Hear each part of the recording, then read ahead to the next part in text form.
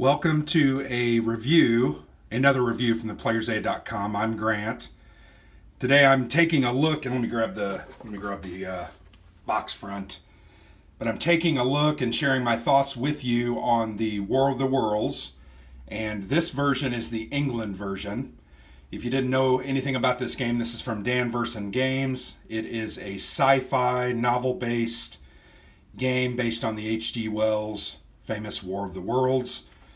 The game has 4 volumes: England, Japan, France, and United States East Coast. They all play separately. They use the same basic system, but they do have some interesting changes. For instance, I actually just got a copy of the East Coast a few weeks ago, and it has some very cool Tesla connections. Tesla, obviously, not a U.S. citizen from birth, but came over during this time, and he has some inventions. He actually invents some ways to destroy the tripods that you can use. So kind of an interesting take. Each of those volumes have a slightly different focus. The rules are generally all the same. It uses the same basic mechanics and system. You can see the game is designed, that's actually artwork, Nicholas Trial, and I think the art's very cool and evocative. The game designer is Arnaud de la Ciega. Very interesting game from Dan Verson Games. If you've ever played Dan Verson games from Dan Verson Games, lots of great solo games. The Leader series, Sherman Leader, U-Boat Leader, Gato Leader, B-17 Leader, etc., Thunderbolt Apache Leader, all kinds of different games. They always have really great solo systems, well designed, well thought out, and they're fun to play. This game is no different. It's a fun game. I enjoy this game. Is it the greatest solitaire game I've ever played? No, but it is definitely fun, and I've enjoyed playing it. It's been a good time. I got this, I think, maybe 2 years ago when I still lived on the west side of Indianapolis. But I've played it probably, I want to say 10 times since I've gotten it. I've only won 2 or 3 times, but I will say I've gotten better. I now know much more how to defeat the tripod waves, and I've got some strategies going. It's like any games, though. A lot of randomness involved with some dice rolling. I'll talk about the dice. And from time to time, you may just not get the rolls. You may try and try and try. You may have a 50% chance or even a 66% chance of success, and you fail. And that's just the way games are. That's why they are called games. They have some chance. So this game has a very interesting system. The sequence of play is actually printed on the board, and you can see it there. There are actually very easy to follow phases. There are 7 of those phases. Each phase has a certain set of actions that either the player takes, and the player is controlling the human forces, trying to defend England. Some of the phases are specifically for the tripods, the tripod waves, the Martians, the devastation phase, the Martian action phase, and the assembly phase. During those phases, the human doesn't do anything. They just roll for the AI and do the actions that it tells them to do. It's actually pretty slick how it works and is actually really, really easy to follow. One of the reasons it's easy to follow is the sequence of play is printed right on the map. They do a great job of that. They have this little clock icon you can see. You just move it down as you move from phase to phase. So very, very easy to track. One of the other reasons that I think the game is fairly easy to play and catch on to, I'm going to bring it over the top here, is this really cool bifold player aid. And you can see on the left here, it starts with the production phase. So it tells you what you can do. It tells you what the units cost. You can see there, it tells what they do themselves. See, the unit costs, a cavalry is 10 production points, an infantry is 10. But a field gun is 12, a siege gun is 22, and a warship, which is only bought during the battle phase when there's a naval battle, that's what those costs are. Has the battle phase there. We'll go over this briefly. The devastation phase is how the tripods do damage to you, drive your people away in the form of refugees, take away your victory points. They steal your production and workforce values and sometimes kill units that are located. On the other side, you have the human action phase at the very top. You have the escape phase. Escape phase is where you'll notice it has VP on it. The escape phase is where the human will score victory points. For every 10 victory points that is scored, let me really quickly cover that. For every 10 victory points that is scored on this track over here, when you get to 10, you get to move this is called the germ counter, up 1. So if I score 10 victory points from my actions, getting refugees off the board, etc., I then move the germ counter up 1 level. And you can see that right there. It'll move up if you ever get to 100 points or 10 times going from 0 to 10, you will win the game as the humans. Like I said, I've only won 2 or 3 times, so it's not that often that you're going to win the game. The Martians also have what is called the colony tracker. It is very similar to the German or the germ counter. You can see it's actually a silhouette of the planet Mars. You can see the red. It also is going to move up the same way as they score victory points. They're going to score victory points based on the number of destroyed areas. You'll notice up there in the corner, let me show you this. This is a destroyed marker that tells you that area no longer produces. It won't provide you any production points and it's destroyed. On the other side of it, you will notice that's a red weed counter. So they start out as destroyed counters. You're going to do rolls during the Martian action phase. If you roll the right result, it's going to change, and it's bad actually for you. It's going to change from a destroyed marker to a red weed. A destroyed marker is going to give you, I believe, 2 victory points per round. Not you, but the Martians, the AI. But a red weed marker is going to give you 4. So the more of these red weed markers they get out, the better for the Martians, the AI, and they're going to beat you more quickly. So that's back to that player aid. That's why I mentioned the VP, the escape. And you'll notice the Martian action phase. The interesting thing about the Martian action phase is they are not going to do any attacks or any devastations to you or your production areas. It simply is movement. And that sounds weird that an entire phase deals specifically and generally only with movement. There are a couple of other results. You'll notice that says arrival. That says flying machine. Flying machine is a built-in way to end the game quickly against you. If the flying machine is ever built before the end of the game, you automatically lose.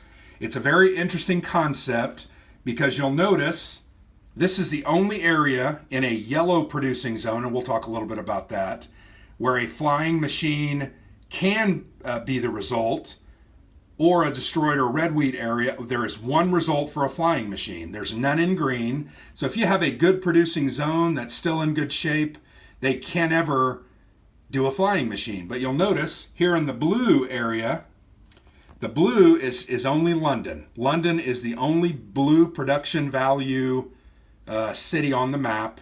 Their value actually goes all the way up to 12. They have 2 different stages of that production counter. And you can see there's 2 results there for the flying machine. So and here's London. London is actually right here between Southampton and Norwich. But you can see there's an insert here for putting units in there because that's a pretty small area. But once they get there, the game is going to come to an end fairly quickly because every Martian action phase, they're going to roll a die, and literally like 50% of the time, that's going to come up flying machine. So it's going to end very quickly. The wave movement, they tell you how those waves are going to move if a move result is obtained. So very cool. And then I like how they put these different reminders. So for instance, here, let me show you on the very front.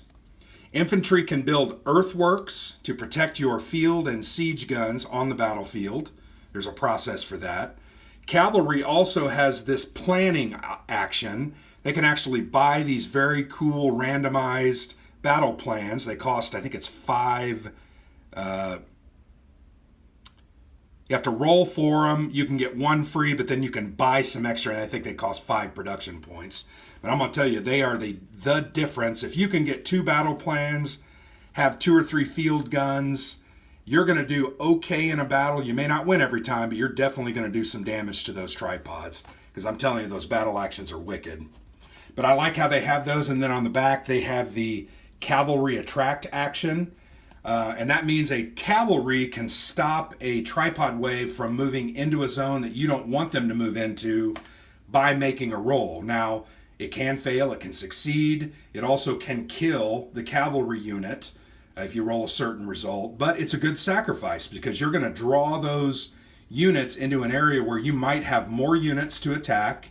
You also may have set up some defenses with some powder kegs.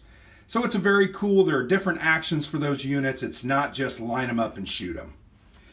So that's this player aid. And I'm going to tell you, this player aid is absolutely fascinatingly well laid out, and it makes playing the game absolutely simple. Now, the first time I had a little trouble with it because some of the terminology on it I think could be worded better, but it is an easy to play game and it doesn't have a lot of rules overhead. So real quickly, I want to show you the map. This is actually set up to play a game from the start. I am not going to do a playthrough of this game, unfortunately, but I did want to set it up to just kind of show you the different areas. I'm also going to move my tripod around a little bit. So you will notice at the top of the map, you have these 5 circles. Those are called tripod wave staging areas.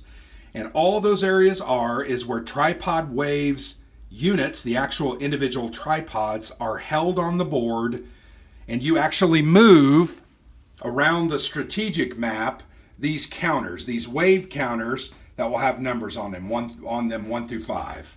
So at this point, the way the game was set up and the way I rolled my dice, tripod wave number 1 has spawned in Scotland.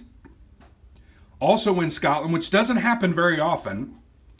If I was going to play a game and show you with both this handling machine, this cylinder, and that tripod wave number 1 in Scotland, I'm really set up to have a fairly good game. Doesn't mean I'm going to win, but having both those units, knowing that they're coming from the north, I can really prepare. I can fall back to Leeds. I can prepare some defenses in Liverpool.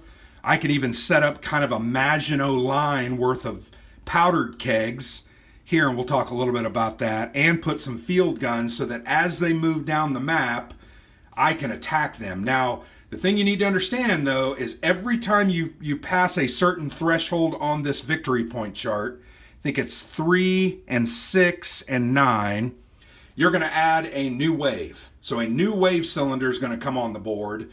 You ultimately, to win the game, are going to have to fight 4, maybe 5 of these tripod waves in order to win. So those are the staging areas. That's where they're held. You will notice here are the tripod waves, or I'm sorry, the actual individual tripods. They look the same. You will notice they have a different colored band on the bottom: red, yellow, black, blue, and green. That is used mainly on the battlefield to tell you where to place the units and what actions those units are going to take. But you will notice these tripods have a damaged side, so it's going to take 2 successful hits to destroy them. Not an easy thing, my friends. I'm going to be honest with you. Just to give you an example, a field gun, and I'll show you here, this is a field gun unit. This cost you, 12 production points. This is going to fire 1 dice, and it's going to do 1 hit. So it costs 12 to do that. Now, you can buy what's called a siege gun.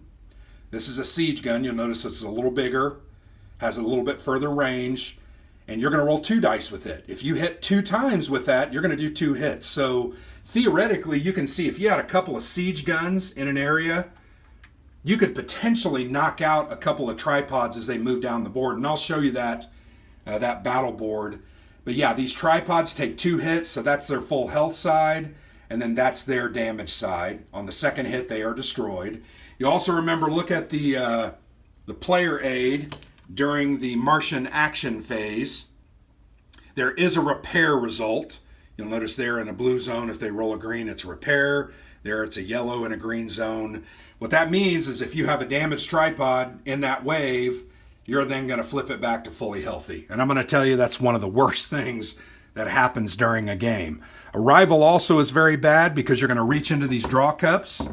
You've got about 30 randomized tripod counters. They're all the same, just different colors. If an arrival result happens, you're going to reach in there, you're going to pull out a new fully healthy tripod, and you're going to add it to that wave. So all of a sudden, it had 4 units, now it has 5. So I'm telling you, that can really stack up on you. If your dice rolls are really unfavorable, it can end the game fairly quickly because you just cannot bring to bear enough hits to consistently beat them during these battles. Another thing I wanted to point out to you, we talked about the score track here. I'm going to move this around. The sequence of play. There, you'll notice a couple things I want to point out to you on the board. Here in Birmingham, you've got a factory. That means that you can place newly purchased units in those areas. Newcastle has one, Liverpool has one, Leicester has one, Birmingham, Wales does not, Bristol, Southampton. That's where you can put new units. So when you've got units up in Scotland, you're going to have to place them here in Liverpool and then move up to attack, or just wait till they come down. So that's one symbol. Another symbol you might see is a hill symbol. Several of them have hills symbols. That is for battles and battles only. In a hills area, the initiative goes to the human. That means they can place their units after the tripods are placed on the battle board. If they don't have hills, it's always assumed the Martians go first. They will have you place your units, and then they'll pull a card, and I'll show you those cards to show you how they spawn. So initiative is very important. It's not the end-all be-all, but definitely you want to put up some defenses in areas where you have hills because it's going to give you a pretty decent advantage on the battlefield. Another symbol here is you'll notice these lines that lead to these boxes. In these boxes are held the production, actually they're called the workforce counters, and they will tell you how much production those areas, I'm going to grab these 3, those areas are going to produce. So during the production phase, you are not going to count the numbers on the outside, you're going to count the total of the gears. So here you can see there's 2 gears, that means that's going to give you 2 production points. There you'll notice this one, 1 through 4, is a yellow single gear area. That's going to give you 1 point. Here is that London counter that I told you about. You'll notice it has 3 gears on it. It flips down to 2, very similar to these 5 through 8 counters once it's damaged.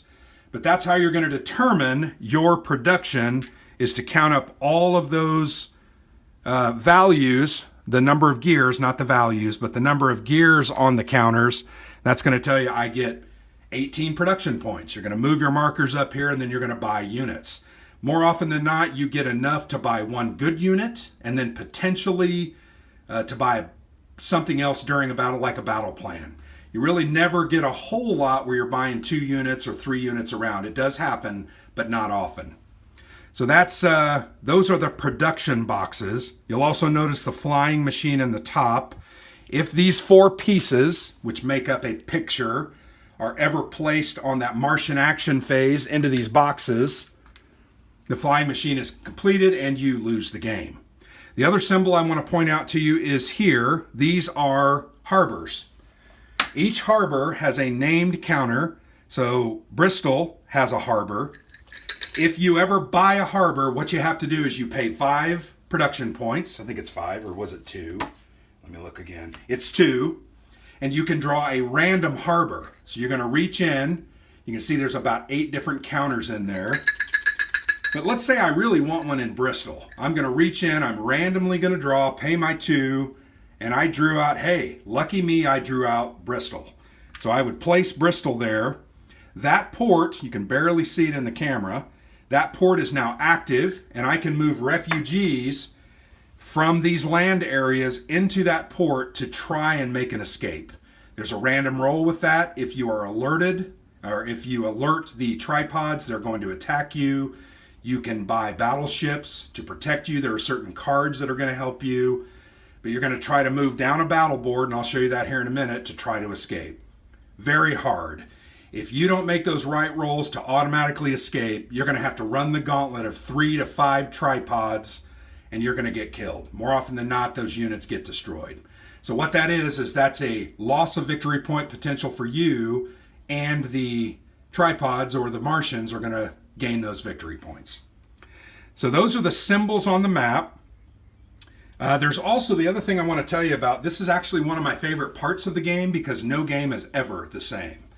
There is this deck of random events, and you can see there's about 30 of these cards. Actually, there may be closer to 40. But each of them are named. So this one is a production event, a human action event, a devastation event, another human action event. And you just randomly, you shuffle this deck up. When you are in those phases, and I always try to put this deck of cards right here by the sequence of play because you can see it readily. So if we are in the production phase and that top card says production, we are going to pull that card and that effect is going to go off during this production round. So this says harbor ready. Place a harbor in a random producing zone's harbor site, or pay 4 production points to place a harbor in a chosen producing zone's harbor site. Can't read right now. So that's a pretty decent event. It's not great. There's some really better ones. Sometimes they reduce the cost of units. Sometimes they give you surprise like a +5 production points, which can lead to you buying that second unit or even that third, which doesn't happen often. But this event is going to go off, and then once it's off, you discard it. And then as you move down the sequence of play, you'll notice the next card is a human action event. So until we get to the human action phase, none of these events are going to go off. If there was another production phase event, it would immediately go off. You don't see that a whole lot, but I've seen it where maybe 1 or maybe 2 in a row were drawn. And I wanted to show you some of these because some of them are really, really, really bad. So here's a battle. If you are in a battle phase, which is the second phase, loose gunpowder. Save this card. The next time a tripod enters a battlefield hex with a gun, destroy the tripod and the gun. So that's a good one. So you're going to get a free destruction of that for just losing 1 unit. Martian action phase. For our true purpose, place a flying machine counter if there are 2 or fewer counters already placed. That sucks because those are already, if there are 2 of them, you're almost done. Train stations. During the escape phase, you may pay 2 production points per refugee to move them to any producing zone. So why that's important is you're going to be able to move refugee counters. Let me show you some of these refugee counters. They're just numbered counters. But let's say you had, 3 or 4 refugees here, and there's a tripod that's ultimately going to move down in here before you can move them. And they'll be captured. What that card says is you move them to a producing zone. You can pick any producing zone. You can put them down to London. Basically, they got on the train and they made it. So those are some here's a extra dynamite. Save this card. The next green result you roll for a cylinder destruction, which is where your infantry units are attacking a cylinder before they spawn their tripod counters. You will destroy 2 tripods in the wave. Very valuable. Devastation, destruction. Roll a die for the wave with the most tripods. If you roll a green, it's going to gain a tripod. If you roll a yellow, decrease the workforce zone by 3. A red, you're going to lose a human victory point for every tripod. There can be up to 5 tripods in that wave. That would have just lost you 5 victory points and really set you back a couple of rounds. So that deck is very cool. I like it because it adds some randomness. It adds some flavor. There are some cards in there that create or provide you a really cool unit from the book, from the novel itself. The Thunder Child. Many of us have heard of the Thunder Child. It was a large battleship that sacrificed itself in a harbor to help some human refugees escape in the book. So that's resulted in there. There's a narrator card. There's a big gun, a T-95 gun that just shoots like 3 dice and destroys tripods. Problem is it doesn't move. But those are the types of cards that are going to come out in that deck. It adds some unpredictability. It adds some unexpected positive results, and sometimes some devastatingly unpredicted negative results. But once again, keeps it light, keeps it fun, keeps it interesting, and changes it from game to game. No 2 games of this is ever going to be the same because your tripod waves are going to start in different areas. Those are starting in Scotland. They can also start, I think it's in Leicester and or Wales. So, the closer they are to London, that's bad because they're going to try to get to London and destroy your area. If London ever falls, the game's over. So getting them up in Scotland's a good thing because it's going to allow me to prepare. So that's kind of an overview of the game. Couple of things that I really enjoy about this game. You can look at a tripod, for instance. Let me talk about that devastation phase. Let me show you again on this sheet. So the devastation phase, the tripods are going to do damage. They're going to attack you in those areas that they're located, and they're going to do damage. They're going to roll a die. You can see a yellow in the middle, green on the left, and red is panic on the right. You're going to roll that die, and that's what's going to happen. But there's columns, and then there's rows. So you'll notice tripods in wave 5+. If there are ever 5 or more tripods in that wave, this is the row that they're going to do damage on. So you're going to roll, let's say you roll a red, they're going to do the damage here. You can see there you're going to lose a unit, 2 workforce, 5 refugees, and 2 victory points. Now let's say that same tripod wave you had beat up fairly severely in the previous round and had knocked 1 or 2 of its counters out. So let's say it only had 2. It had 2 tripods in that same wave. So you rolled that red still. Look at the difference. -1 workforce versus -2 for the higher 5+ result. It's going to create 3 refugees versus 5. That's a huge difference. You're going to lose only 1 victory point rather than 2, and none of your units that happen to be in that area are going to be affected. So the thing I like about this is you can look at these tripod waves and you can look, okay, tripod wave 1 has 5. So you can know we're in the production phase. The devastation phase is 2 phases away. I've got to try to get in a battle result, do some damage to that guy so he does less damage to me. I enjoy that because I like planning. I enjoy looking at the board and strategically trying to understand on this strategic map how I can stop or hinder or minimize the devastating effects of the tripod waves. So I really, really like that. I also really think the battle process and procedure is very, very cool. Let me show you. I'm going to show you the 2 different types of battle boards.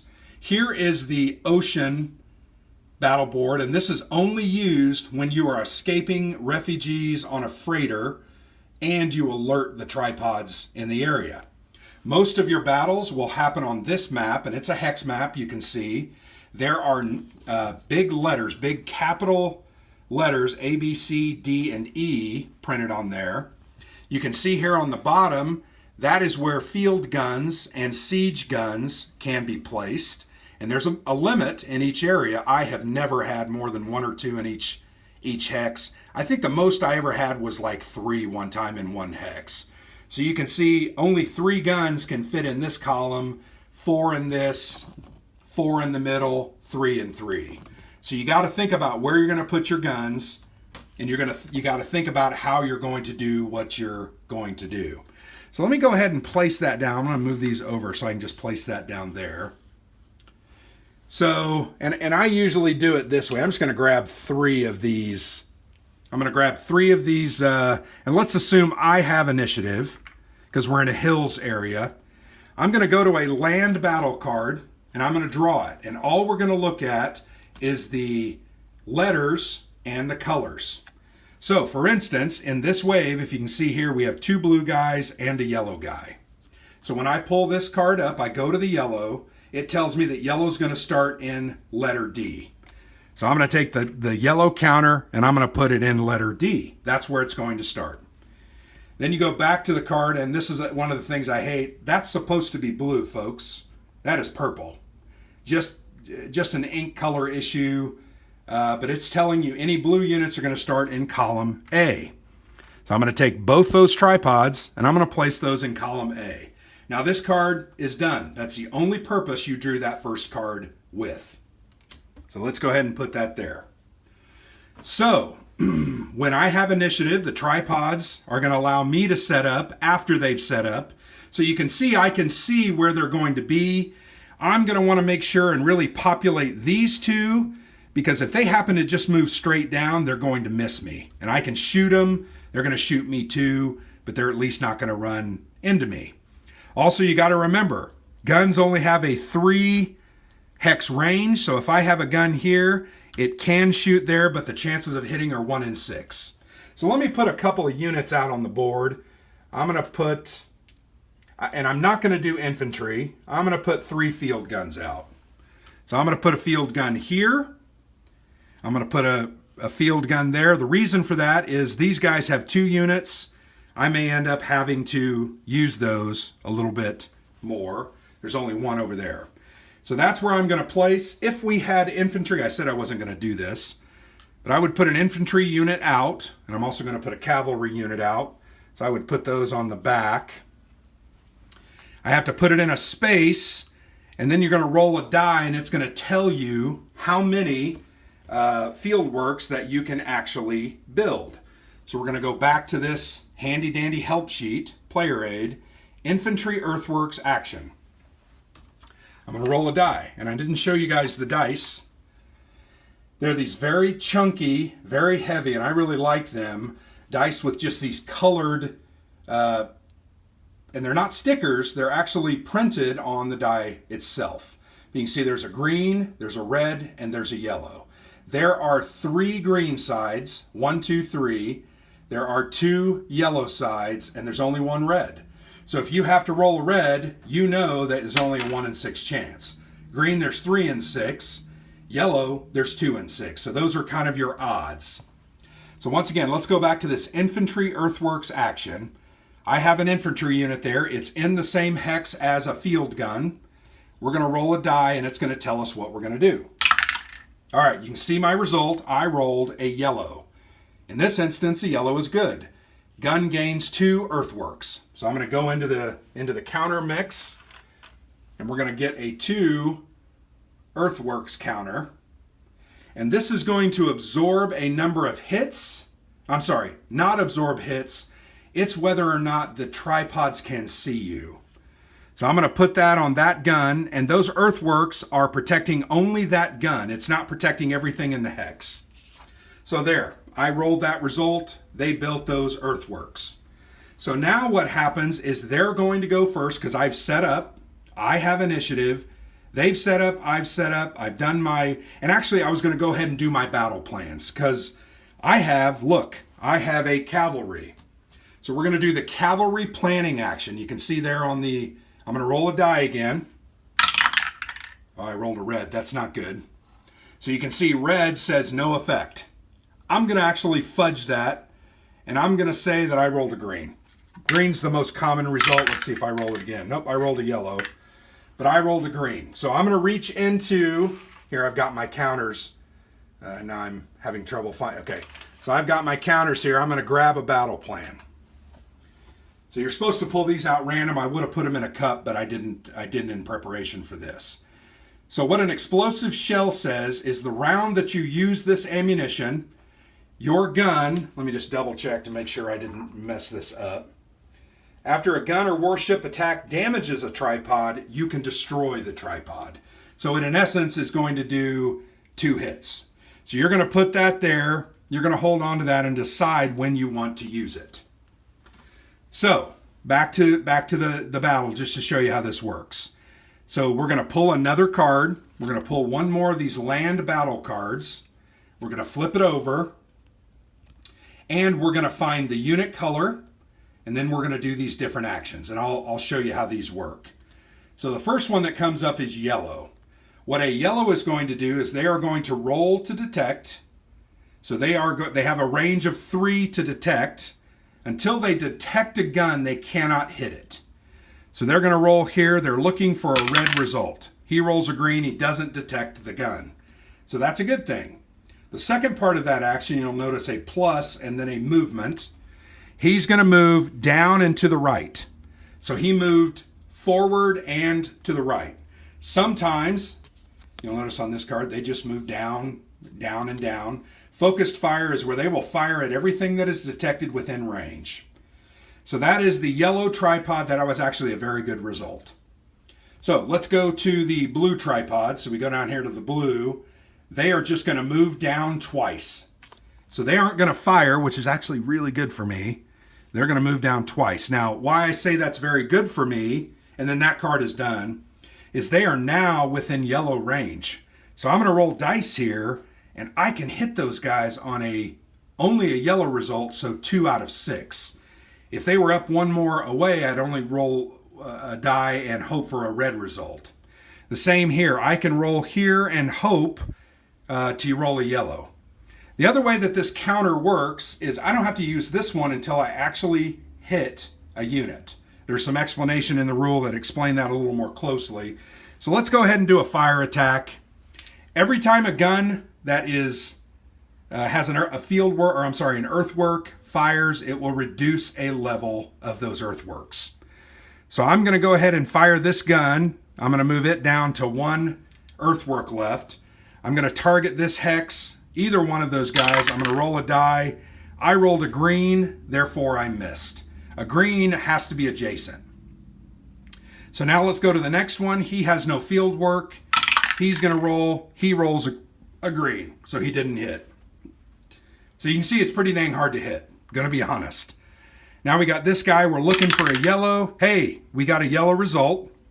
I'm going to go ahead and pop this explosive shell, which remember, if you remember when I read the rule, it said when you hit, you discard that and it's going to destroy that tripod. So normally this tripod would be flipped to its damaged side, would remain on the board, and would continue fighting. The only hard thing that it wouldn't be able to do is these words. These are called special abilities. If they're damaged, they cannot perform their special abilities. They can only move and fire. So we're not going to do those. So that unit's destroyed. We just throw it back in the cup. And now that turn is over. We go back to the tripods. So this battle continues until one side's units are all destroyed. Either way. So they'll either kill all of my units or I will kill all of their units. Or, the other way is if they just keep moving down and move off the board. Then the battle is considered to be over. So I drew the next card. We're looking at the blue column. They're going to move twice down. They're not going to detect. They're not going to fire. So this actually is ending up to be not a bad result for me, only because I'm probably going to survive, but we'll see how this goes. So I'm going to roll. I will fire here. My earthwork counter will come off. I'm just going to fire both of these. I'm going to roll 2 dice. I'm looking for green results. I got 1 hit, so I will take it on that unit. And then this guy's going to fire. He needs a yellow result. He got a yellow. I'm going to go ahead and take advantage of that and kill that unit. So that's the way a battle works. Not going to play it out any further. They can stick around. Sometimes they'll move over or just stay and attack. But that's kind of the way the battles work. So you can see I only had 3 units versus 3 tripods. And I actually ended up surviving and destroying 2 of those. But what you will notice is the key to victory, or the key to doing as well as I did, was because I had that battle plan. And then I actually rolled pretty well. When I needed a yellow with that gun that was shooting at the yellow tripod, I hit twice with a yellow result. That doesn't happen all the time, guys. I'm here to tell you. So I do enjoy the battle phase, and I love those battle plans. They're very cool. I think they give you a huge advantage. Let me just show you or read to you the couple. I'm not going to read all of them. There are 6 different types. One of my favorites is called Trap. I will roll a die. If I roll green, damage up to 2 undamaged tripods. If all tripods are damaged, the trap has no effect. So if I have a trap, I can spring it at any time and roll a die and damage up to 2 tripods. That can be devastating. Kriegspiel, when a battle card is drawn, draw a second battle card and choose which one you want to apply to the tripods. So if I didn't like what I saw on that first card, I can draw a second and make them do something different. That's very valuable. I'm going to show you these. Line of sight, reroll any die. That can be very valuable. Explosive shell, I mentioned that to you. Surprise shot, place on a gun or warship. The first time the gun or warship fires, roll 2 extra dice. So you can imagine a siege gun that already is rolling 2 dice. If I play a surprise shot on that, man, that's going to be rolling 4 dice with the potential to do up to 4 hits to 1 hex. The final one is terrain. Every gun or warship may fire 2 times during this round. Each time a gun is fired, it will lose 1 level of earthworks. So the other thing I wanted to say about the battle that I don't know that I really covered is you can do the random, every cavalry unit in that area gets a random roll to potentially draw out a battle plan. And it's a random draw. Now you can pay, what's the cost of paying to actually, I think it's 5 production points you can pay to actually, you can draw a second one for 5 production points. You can also pay 10 production points, search through the mix, and draw out the one that you want. I have done where I've paid to draw what I want a couple of times. I almost always pick trap or terrain or surprise shot. Those are just so very good.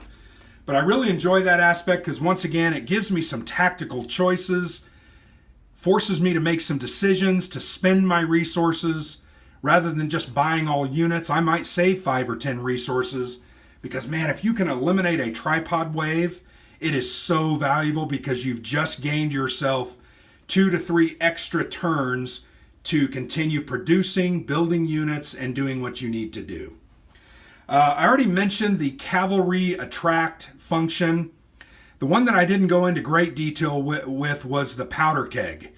So the infantry units, let's say I have a couple of infantry, say I have an infantry here in Birmingham. During the, let me look at my player aid sheet. You would think I hadn't played the game. I have. During the human action phase, you can choose to have that infantry unit, rather than moving or doing something else, you can roll a die. So I'm going to roll a die. If you get a green, they're going to place, so I rolled a green. So they're going to place a powder keg in there, and that stays in that area until a tripod wave moves into that area. When it moves into that area, it is going to attack that tripod wave. You're going to roll a die. I rolled a red, which was no effect, which sucks. A green is 1 damage. A yellow can be 2 damage. So, and if there's multiple tripods in those waves, I can choose which units I damage. So that's another great example of something that provides me a choice in what I do. I also mentioned to you an infantry unit. This is a cylinder. This is called a cylinder. And this cylinder is tied to the second wave of tripods, which aren't drawn yet, but it was placed in Scotland via a random roll, and it's going to stay there until what's called the assembly phase. During the assembly phase, you're going to roll a die.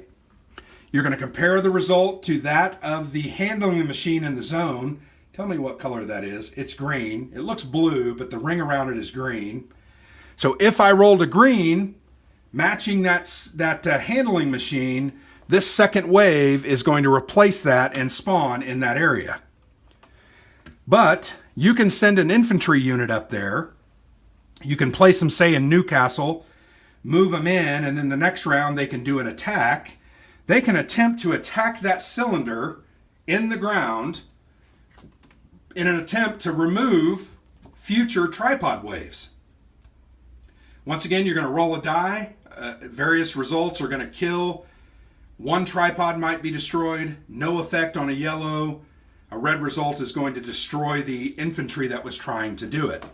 So you can see you have a 50% chance of destroying a tripod wave, and it doesn't take 2 hits. It's just 1 successful roll.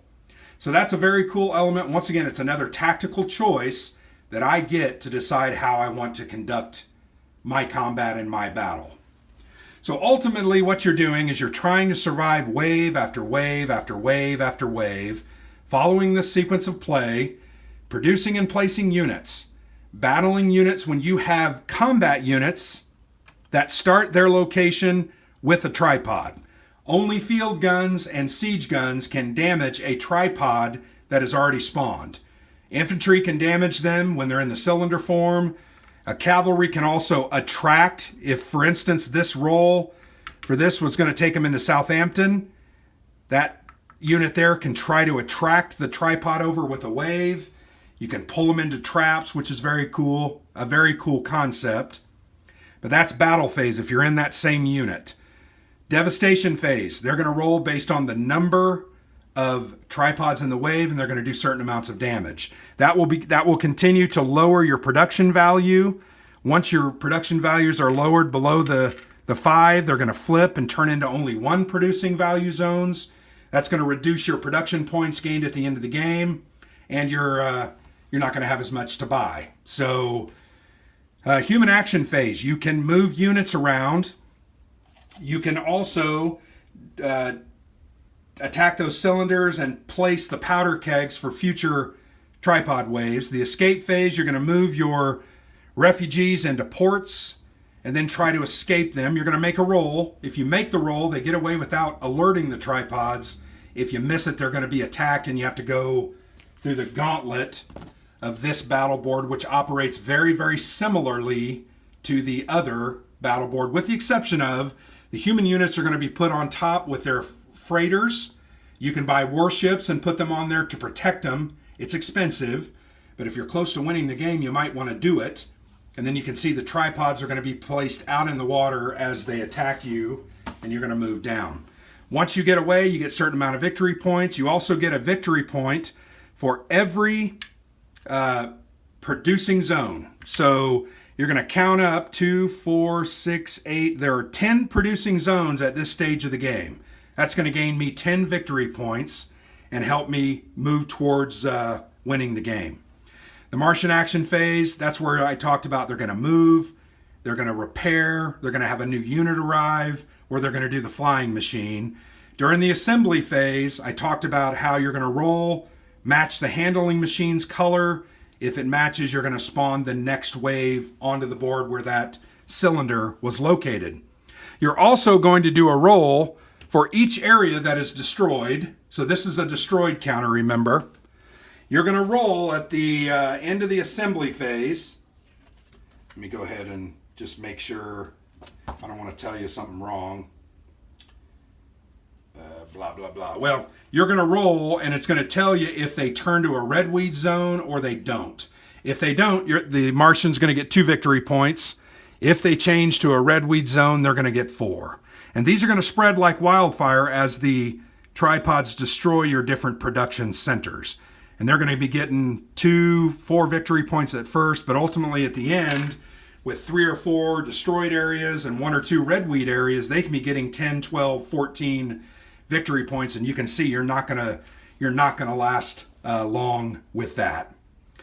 So that's a very quick look at the game. I've talked to you about some of the things I like: the planning aspect, the tactical decisions, the randomness, the well-written sequence of play. I really enjoy that. I think it's a very interesting mix of mechanics that make for a very interesting game. A game will take somewhere between 60 and 90 minutes. I think the first time I played, it took me closer to 90, but now I can get them done in 50 to 60 minutes, particularly if I get destroyed, which happens sometimes. Sometimes you will find that die will never roll what you want, but it always rolls what the tripods need. And that's just what is going to happen from time to time. But the games are pretty fun. One other thing I want to talk about, and I have to grab a couple of things here that I have. So I told you I actually obtained a copy of the USA East Coast version, and you can see it has a different art scheme, same style of art.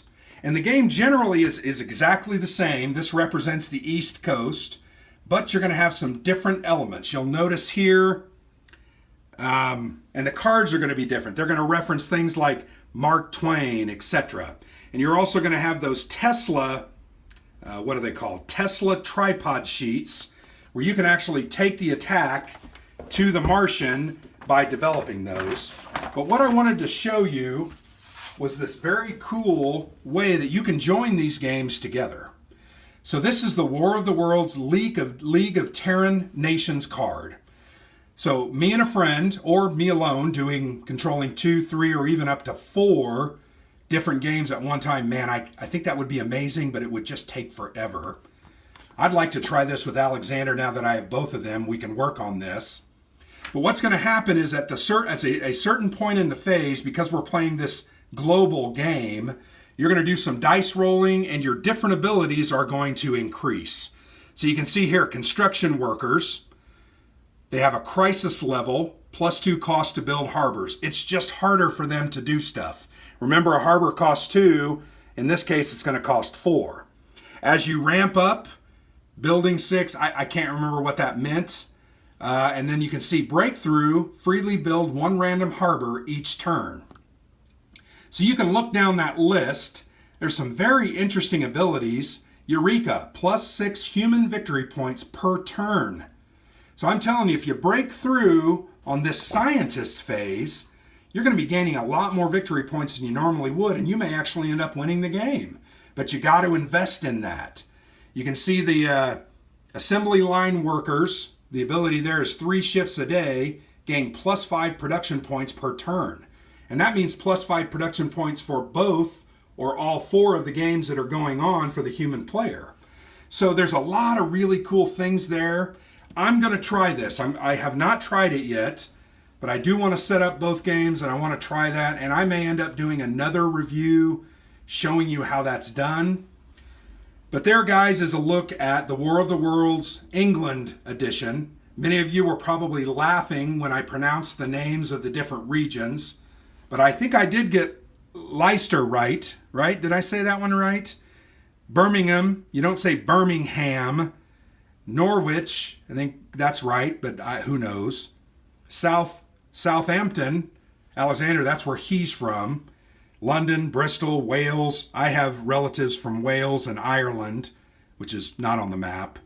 Newcastle, Liverpool, Leeds, etc.